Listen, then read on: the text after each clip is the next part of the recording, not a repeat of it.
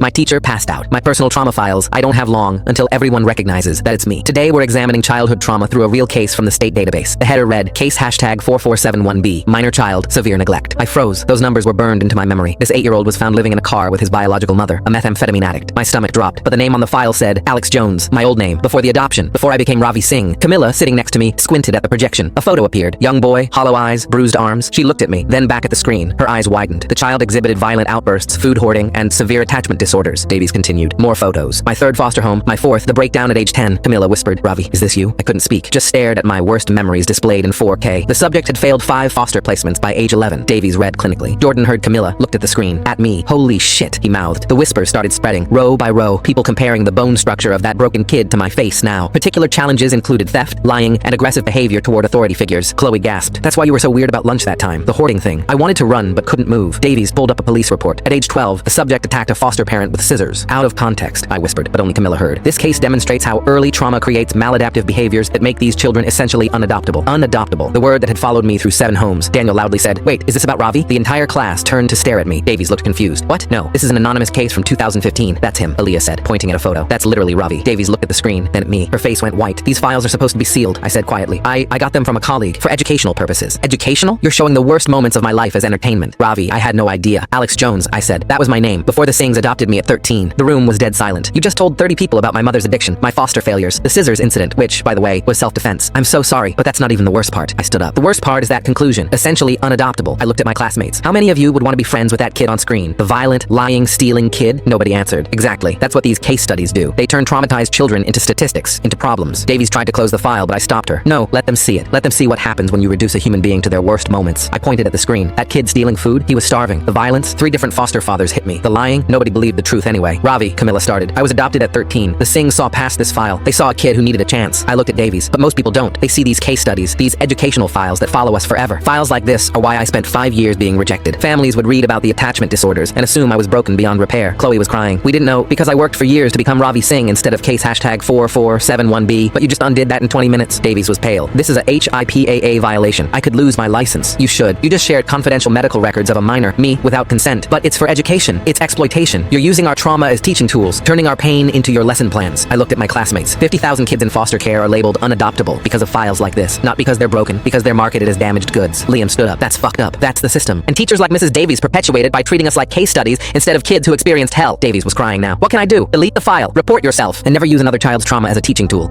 Click the link on the homepage to watch the full follow-up for free.